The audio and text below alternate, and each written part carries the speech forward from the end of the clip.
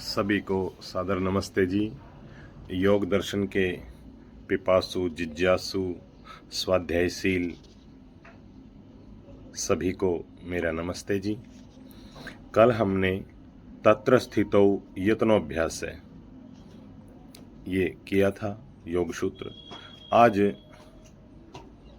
योग सूत्र जो 14वां योग सूत्र है, अभ्यास कैसे करना चाहिए, अभ्यास की रीति बताई। तो महर्षि पतंजलि कह रहे हैं, मेरे साथ बोलेंगे, सैतु दीर्घकाल नैरंत्रिय शतकारा आसेवित दृढ़ भूमि। सैतु दीर्घकाल नैरंत्रिय शतकार आसेवित दृढ़ भूमि। अगर पदच्छेद करेंगे, अभ्यास कैसे करना चाहिए, महर्षि पतंजलि जी कह रहे हैं अभ्यास तो ऐसे करना चाहिए। कैसे बता रहे हैं पतंजलि महर्षि, क्या बता रहे हैं? शैतु दीर्घकाल, लंबे समय तक करना पड़ेगा। आप कहेंगे कितना लंबा समय? 1 साल, 2 साल? कितना साल? 2 साल की बात नहीं, और लंबा। एक व्यक्ति ने कहा कि मुझे एमटेक की डिग्री चाहिए, तो उन्होंने कहा लंबी पढ़ाई करनी पड़ेगी। कितनी लंबी? जब तक डिग्री न मिल जाए तब तक। वो है लंबेपन की सीमा। ऊंची डिग्री चाहिए, तब तक डिग्री न मिले तो मेहनत करते रहिए। योग समाधि बड़ी ऊंची डिग्री है, इसलिए जब तक समाधि प्राप्त न हो जाए तब तक दीर्घकाल तक लगे रहे। यह है दीर्घकाल की सीमा। आपने भी पिछले जन्मों में मेहनत की है, आपके अंदर संस्कार है। यदि नहीं होते तो हम यहाँ योग दर्शन नहीं पढ़ रहे होते, आप सुन नहीं रहे होते, हम स्वाध्याय नहीं कर रहे होते, कहीं और होटल में डांस कर रहे होते, कहीं पार्टी में जा रहे होते। कई जन्मों तक मेहनत करके व्यक्ति प्रगति करता है और वो समाधि तक पहुंचता है। इसलिए कहा है कि जब तक समाधि प्राप्त न हो जाए तब तक दीर्घकाल तक लगे रहें। और कैसे लगे रहें? आगे लिखा है निरंतरीय, लगातार, कंटिन्यू, कोई छुट्टी नहीं। कुछ लोग 6 माह अभ्यास करते हैं, 2 माह छुट्टी मारते हैं, फिर वापस उसी स्थान पर जीरो पर आ जाते हैं जहां से शुरू किया था। सारा अभ्यास पिछला खत्म। तो ऐसे नहीं करना है, लगातार करना है, निरंतरीय, निरंतरता के साथ अभ्यास। बीच में कोई अंतर नहीं आना चाहिए, प्रतिदिन अभ्यास करना है। देखो, हाँ, कभी कभार अगर घर में मेहमान आ जाए, आगे पीछे टाइम का ऊपर नीचे थोड़ा हो जाए, कोई बात नहीं। देखो, जब घर में अगर मेहमान आ जाए तो क्या हम खाना छोड़ते हैं? नहीं, आगे पीछे कर लेते हैं, या उनके साथ करते हैं, आगे पीछे कर लेते हैं। लेकिन वो ऐसा नहीं सोचते कि हम खाना ही छोड़ दें। ऐसा करें, 1 घंटा लेट हो जाए और वो खाते तो जरूर है ना, उसमें छुट्टी नहीं करते, खाने में भोजन की छुट्टी नहीं करते, नींद की छुट्टी नहीं करते, प्रतिदिन सोते हैं। ये क्या है? नित्य कर्म है, हर रोज के कार्य हैं, प्रतिदिन के कार्य हैं। खाना, सोना, नहाना, ये रोज के काम है। ऐसे ही ध्यान, उपासना, योगाभ्यास, ये भी नित्य कर्म है।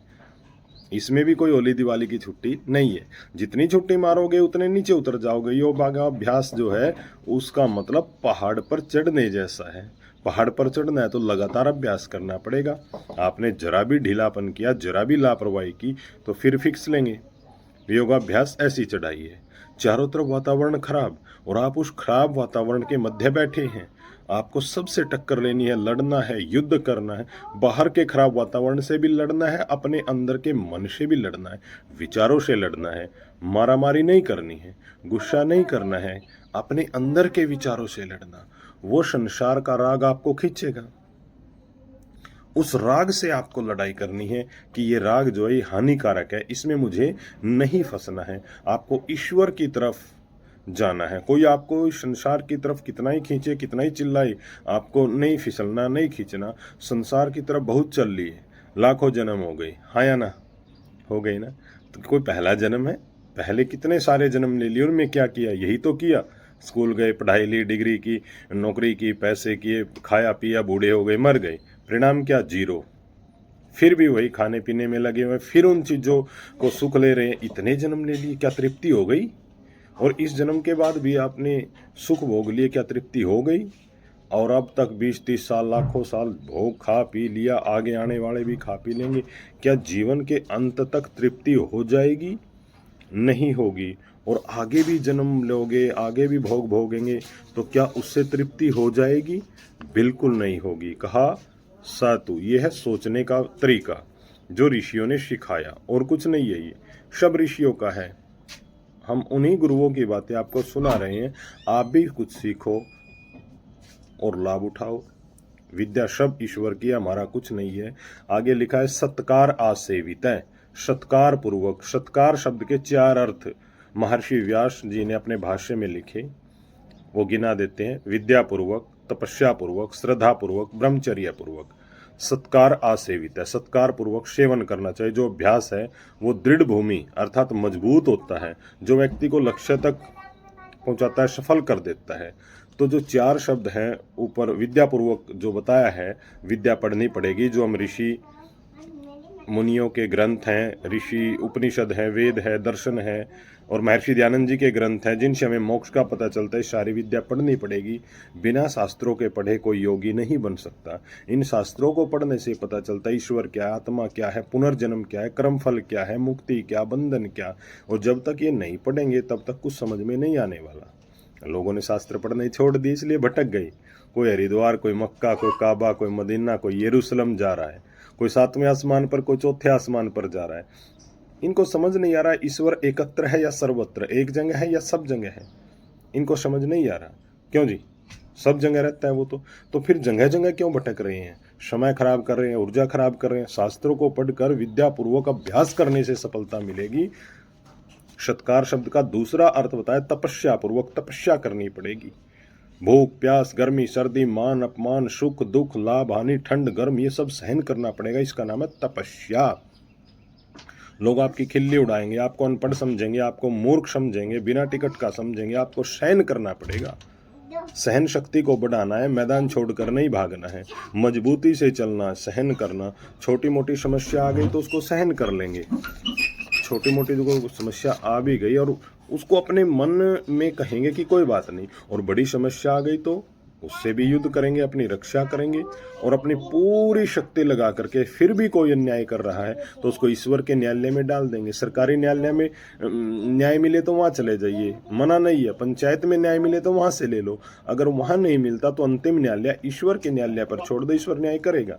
फिर उससे द्वेष नहीं करना, झगड़ा नहीं करना। झगड़ा किया तो वापस फंस जाओगे, फिर वही राग द्वेष में फंस जाएंगे। लड़ाई झगड़ा करने वाले लोगों से दूर रहें, बच कर रहें, उनके साथ उपेक्षा का व्यवहार करें। दर्शन में भी लिखा है दुष्ट लोगों से दूर रहें।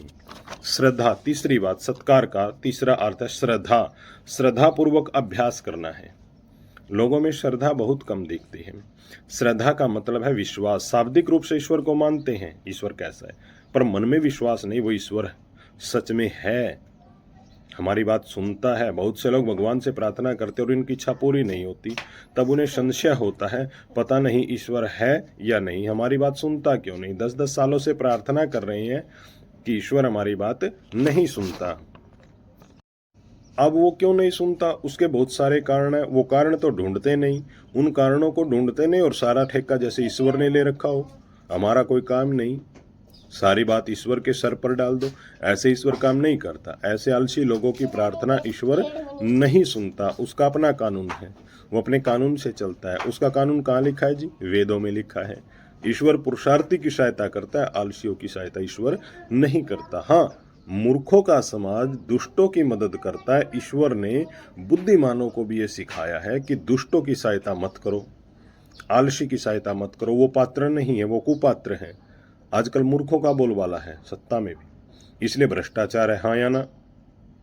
यदि वेद के विद्वानों के हाथ में सत्ता हो, अच्छे वैदिक राजा हो, तो शासन व्यवस्था कैसी होगी जी? अच्छी होगी। वैदिक काल को आप पढ़िए देखिए, और प्रजा भी सुखी होती है। जैसे महाभारत काल से पूर्व, महाभारत काल से तो थोड़ा थोड़ा घटना शुरू हुआ था। अतः श्रद्धा पूर्वक अभ्यास करना। चौथा है जी ब्रह्मचर्य, ब्रह्मचर्य पूर्वक, ये चौथी बात है सत्कार का अर्थ। ब्रह्मचर्य का पालन करते हुए इस योगाभ्यास को करें। ब्रह्मचर्य का मतलब सभी इंद्रियों पर संयम करना, मन और इंद्रियों पर नियंत्रण करना। इस प्रकार से जो अभ्यास करेगा, मन ईश्वर में टिकेगा तो वृत्तियों को वो रोकेगा, और यदि संसार में फंसेंगे तो राग द्वेष होगा, ईश्वर का विचार नहीं टिकेगा। फिर ब्रह्मचर्य का पालन करते हुए तपस्या करें, आपको सफलता मिलेगी। आज के लिए इतना ही। नमस्ते जी।